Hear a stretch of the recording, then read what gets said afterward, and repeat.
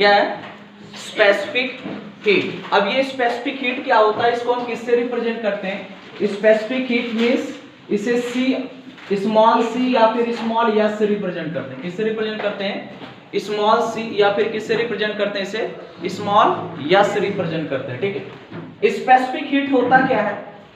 Suppose करिए कि मेरे पास एक मेटल का रॉड है, एक क्या हमारे पास एक मेटल का कोई रॉड है हमारे पास, या मेटल का रॉड हो या फिर मेटल का कोई स्फीयर हो। ठीक है, अब इस मेटल का रॉड, ये मेटल है, ये मेटल रॉड है। अब इस मेटल्स का कुछ अपना क्या होगा, कुछ इसका खुद का कुछ क्या होगा, मास होगा। इस मेटल का अपना खुद का कुछ क्या होगा, मास होगा, जिसे हम किससे रिप्रेजेंट करेंगे? स्मॉल एम से रिप्रेजेंट करेंगे। किससे रिप्रेजेंट करेंगे? स्मॉल एम से रिप्रेजेंट करेंगे। इसका कुछ टेम्परेचर होगा, क्या होगा? टेम्परेचर होगा। भाई कोई भी मेटल ऑब्जेक्ट हो, कोई भी ऑब्जेक्ट हो, उसका स्टार्टिंग कुछ तो टेम्परेचर होगा कि नहीं होगा। तो इसका इनिशियल टेम्परेचर दे रखा है टीआई, मैंने लिखा हुआ है। ये क्या है? Initial temperature. ये क्या है? Initial temperature. इसका इनिशियल टेम्परेचर हो गया, इसका कुछ मास हो गया। क्या हो गया? मास हो गया। ठीक है, और इसका कुछ स्पेसिफिक हीट होगा। क्या होगा? Specific heat. मैंने लिखा है इसका क्या है, कुछ स्पेसिफिक हीट होता है। हर एक ऑब्जेक्ट, जितने भी टाइप्स के ऑब्जेक्ट्स होते हैं, जितने भी टाइप्स के ऑब्जेक्ट होंगे, हर एक ऑब्जेक्ट्स का अपना खुद का क्या होता है, स्पेसिफिक हीट होता है। जितने भी टाइप्स होंगे, ऐसा नहीं होगा कि सारे ऑब्जेक्ट्स का स्पेसिफिक हीट एक जैसा होता, नहीं। मैंने आपको याद करिए 3 स्फीयर लेकर के मैंने आपको समझा के दिया था, फिर उसे किसी बैग्स में मैंने पुट किया था, बताया था कि नहीं बताया था? तो बैग्स में क्या होता है, मैंने आयरन लिया था, कॉपर लिया था, और तीसरा क्या था हमारे पास, लेड था। अब उसको जब मैंने बैग्स में इंटर किया था, तो बैग्स में इंटर करने के बाद क्या हो गया था, आयरन जो था वो बैग्स को काफी दूर तक क्या हुआ, उसको मेल्ट कर दिया था। कॉपर उससे कम किया था और लेड सबसे कम किया था। तो उसके हीट स्टोर करने की उसके अंदर कितनी कैपेसिटी थी, वही क्या हो गया हमारे पास, स्पेसिफिक हीट हो गया। यानी the amount of heat required to increase temperature, the amount of heat required to increase temperature कितना, बाय यूनिट मास, या the amount of heat energy required to increase temperature of unit mass by 1 degree C. 1 degree temperature increase करने के लिए किसी एक unit mass को कितना amount of heat energy देना पड़ेगा, उसी को हम लोग क्या कह रहे हैं, स्पेसिफिक हीट। तो मैंने कहा इसका कुछ स्पेसिफिक हीट होगा, इसका मास हो गया, इसका क्या हो गया, टेम्परेचर हो गया। जब मैं इसको हीट दे रहा हूं, क्या दे रहा हूं, हीट। हीट को मैंने बताया था या तो एच से रिप्रेजेंट करेंगे या फिर किससे रिप्रेजेंट करेंगे, क्यू से रिप्रेजेंट करेंगे।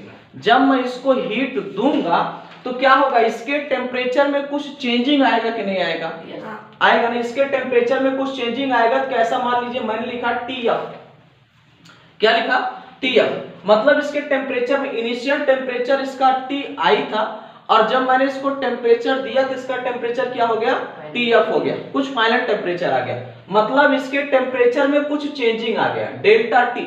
याद करिए, इससे पहले भी मैंने मोशन में भी आपको पढ़ा के दिया, और डेल्टा टी या फिर डेल्टा वी लिख के मैंने दिया था। तो इसका मतलब क्या होता है, उसके उसमें चेंज को रिप्रेजेंट कर रहा है। किसको रिप्रेजेंट कर रहा, चेंज को। जैसे चेंज इन वेलोसिटी के लिए डेल वी आपने लिखा था कि नहीं? तो इसका मतलब क्या था, final velocity minus initial velocity by time, वहां पे आपने लिखा था। तो यहाँ पे क्या हो जाएगा, डेल्टा टी का मतलब क्या हो जाएगा, final temperature minus initial temperature. Change in temperature क्या हो जाएगा, final temperature minus initial temperature. ये बात समझ में आ गया इतना? ठीक है, ये मैंने कोई ऑब्जेक्ट से लिया, कोई भी मेटल का ऑब्जेक्ट हो गया। अब ये क्या हो गया, यहां पर इसका मास हमने बता दिया, भाई ऑब्जेक्ट है तो उसका कुछ क्या होगा, मास होगा, और मास है तो उसका इनिशियल कुछ टेम्परेचर होगा, और उसको अगर हम बाद में हीट देंगे, और जब हीट देंगे तो उसके टेम्परेचर में कुछ चेंजिंग आएगा, टेम्परेचर इंक्रीज करेगा। तो टेम्परेचर में चेंज कितना है ये मैंने बता दिया, इसका ये मास था ये मैंने बता दिया। तो इसके अकॉर्डिंग इसका फॉर्मूला क्या आ सकता है, मैंने बताया किसी ऑब्जेक्ट को मैंने हीट दिया, क्या दिया, हीट दिया।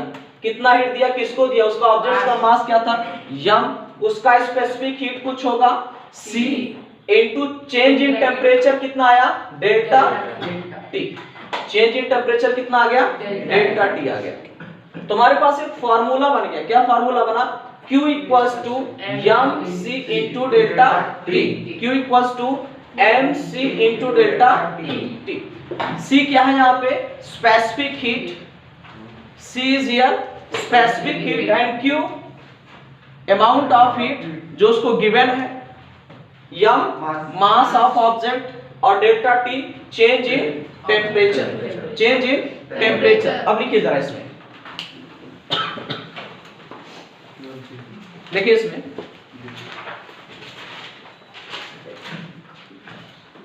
हो गया। The specific heat of an object is the amount of heat is the amount of heat is the amount of heat required is the amount of heat required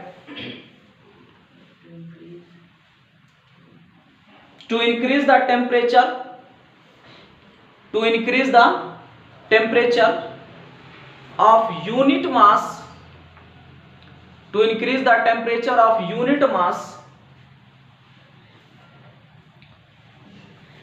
of that substance, of that substance, of that substance कितना? by 1 degree C, by 1 degree C, by 1 degree C। Okay, अब इसको as it is क्या करेंगे, इसको note कर लेंगे। इसको पहले ये बनाएंगे समझने के लिए, इसको बना लीजिए, फिर ये फॉर्मूला लिखिए, इसके बाद इसको लिखिए।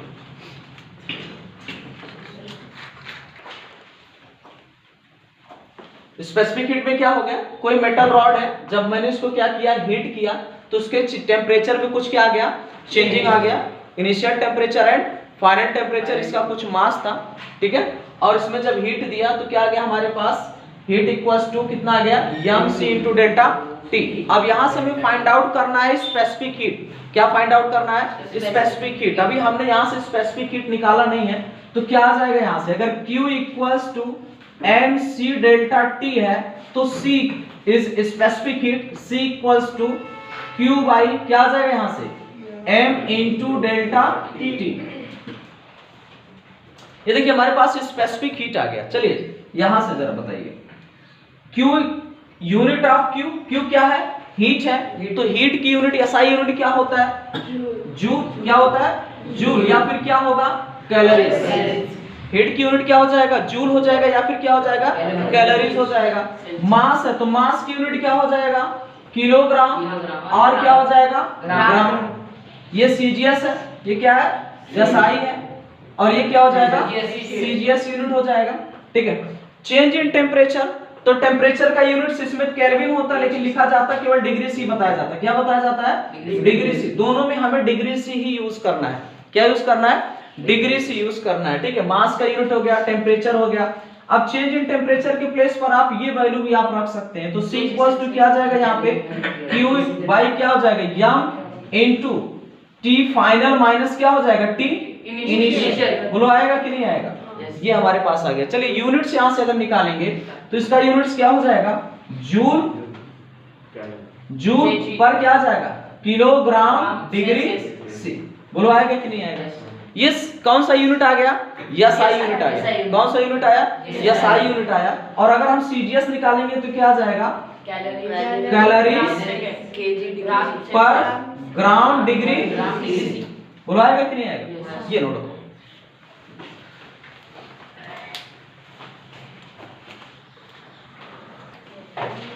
कैलोरीमीटर, कैलोरीमीटर, कैलोरीमीटर देखिए इसमें जरा, calorimeter is used to measure, calorimeter is used to measure heat content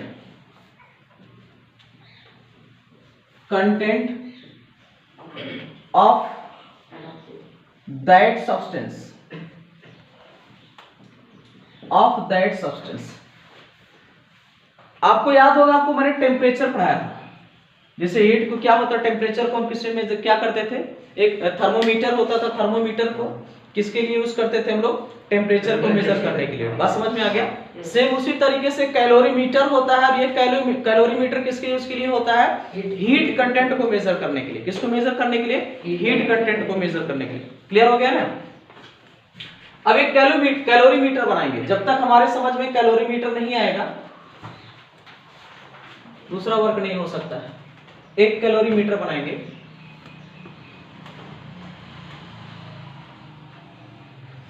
ये हो गया, इसको इससे हम कनेक्ट कर देंगे।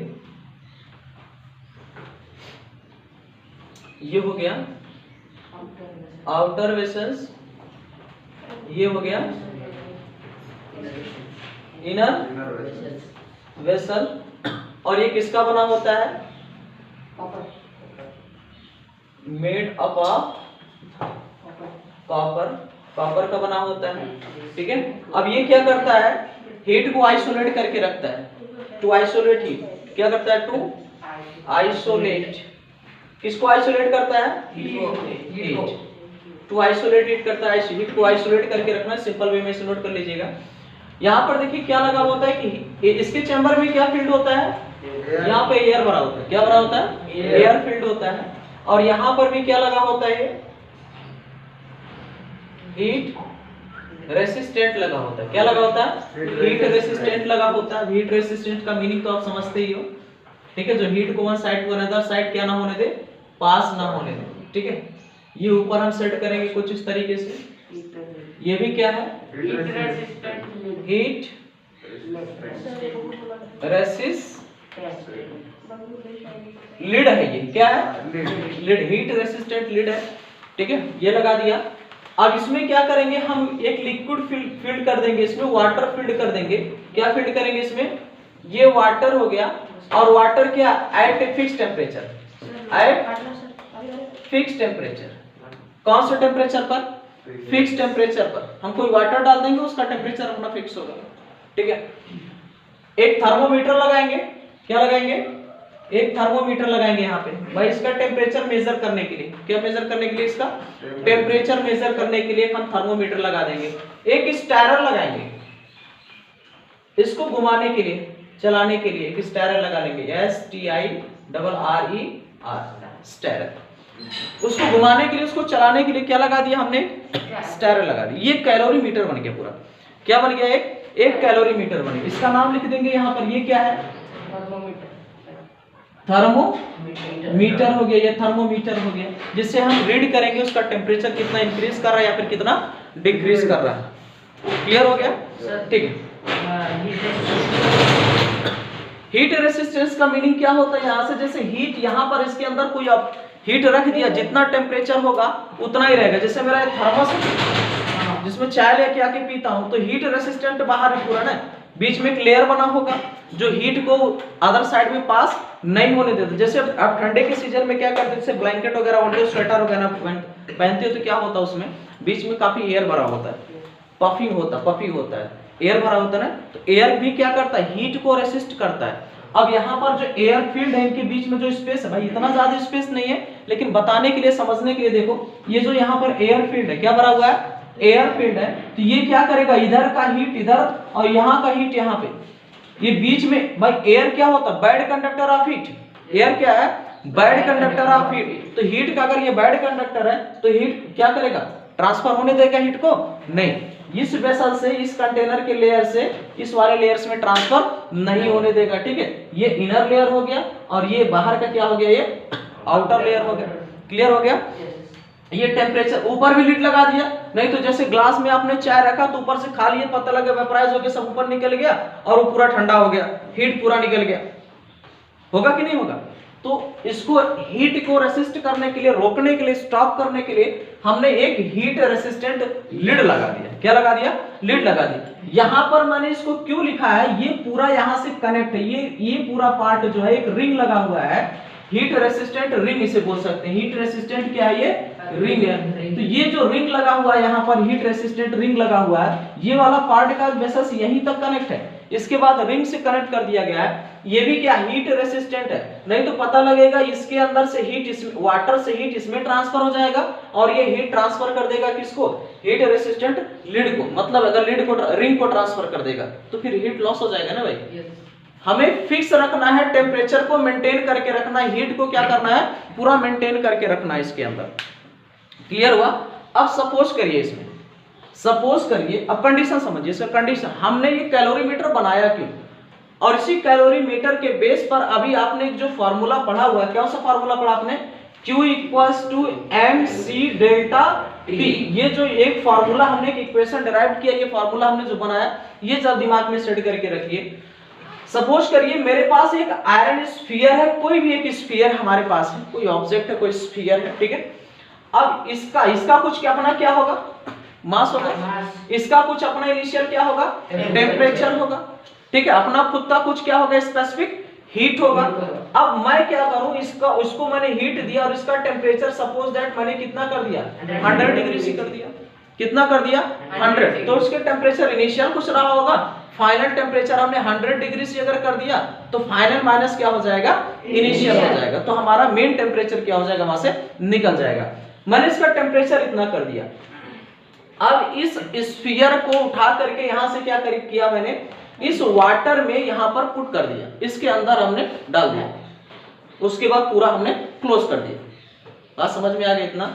जब मैं इसको इसके अंदर यहां पे रख देता हूं, अब ऑब्जर्व करिए क्या होगा, ये ऑब्जेक्ट क्या करेगा, हीट को लॉस करेगा।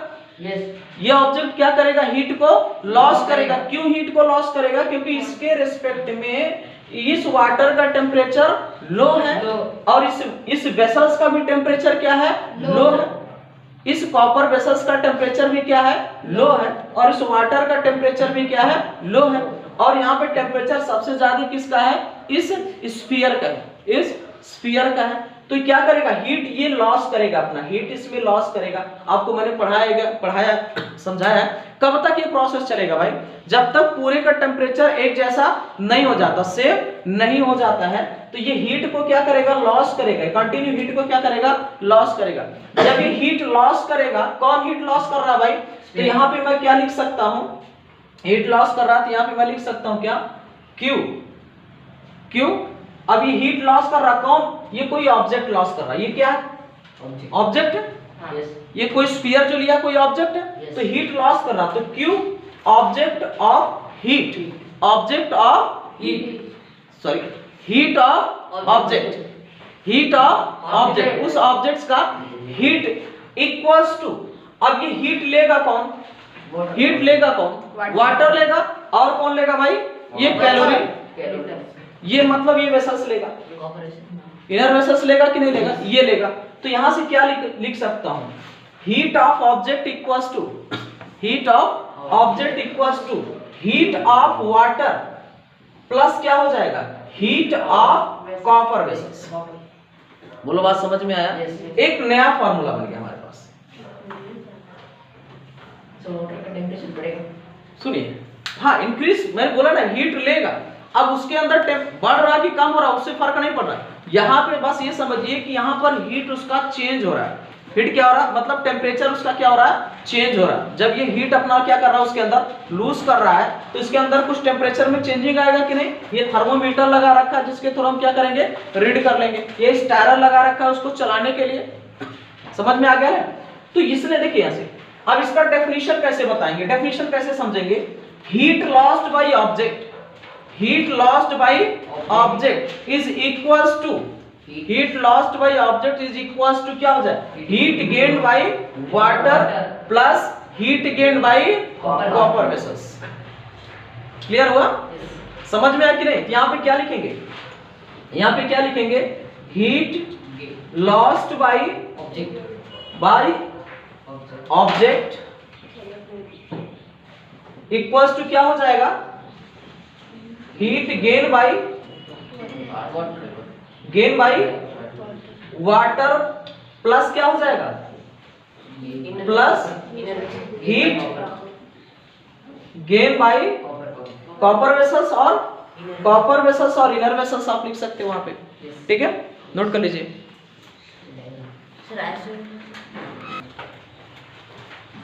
यहां पर अगर आप चाहते हो इनर वेसल्स में अगर आप कुछ लिखना चाहते हो तो लिख सकते हो आप।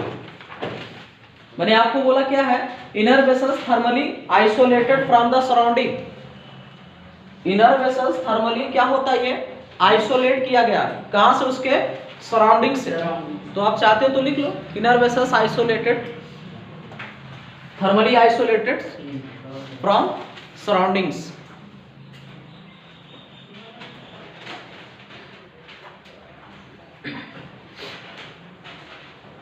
हटा दें इसको।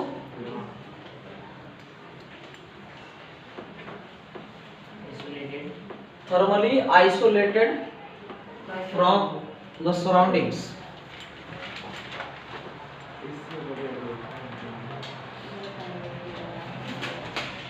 तो देखिए इधर मेरे पास मेन फॉर्मूला क्या है, Q equals to M C delta T. Q equals to M C delta T. मैंने अभी आपको दूसरा फॉर्मूला बताया, Q objects equals to Q water plus Q C, मतलब इनर वेसल्स का कॉपर का टेम्परेचर हो गया, ये फॉर्मूला आ गया। तो अगर Q ऑब्जेक्ट का है तो मास भी ऑब्जेक्ट्स का होगा, उसका टेम्परेचर भी ऑब्जेक्ट्स का होगा, बोलो होगा कि नहीं होगा। तो इसके लिए हम फॉर्मूला क्या लिख सकते हैं भाई, Q ऑब्जेक्ट्स इक्वल्स टू क्या होगा, M object C objects delta T objects, बोलो होगा कि नहीं होगा। तो Q वाटर का क्या होगा, मास ऑफ वाटर का हो गया, और स्पेसिफिक हीट वाटर का होगा, और टेम्परेचर चेंज भी किसका होगा, वाटर का होगा। यहां से QC equals to MC CC और डेल्टा T C, बोलो आएगा कि नहीं आएगा। अब ये तीनों वैल्यू डाल के यहाँ पे पुट कर देंगे, ये तीनों वैल्यू डाल के यहाँ पे पुट करेंगे। तो पुट करिए, क्या मिलेगा हमको भाई, mass objects, specific heat objects, temperature change हो रहा है, इक्वल्स टू क्या हो जाएगा यहाँ पे, W का ही आ गया M डेल्टा टी डब्ल्यू। अब डेल्टा टी के लिए लिखना जरूरी नहीं रह गया, अब नहीं भी लिखेंगे डेल्टा टी के लिए तो कोई प्रॉब्लम नहीं है। प्लस कितना हो जाएगा, MC CC और डेल्टा टी सी, ये मेन फॉर्मूला।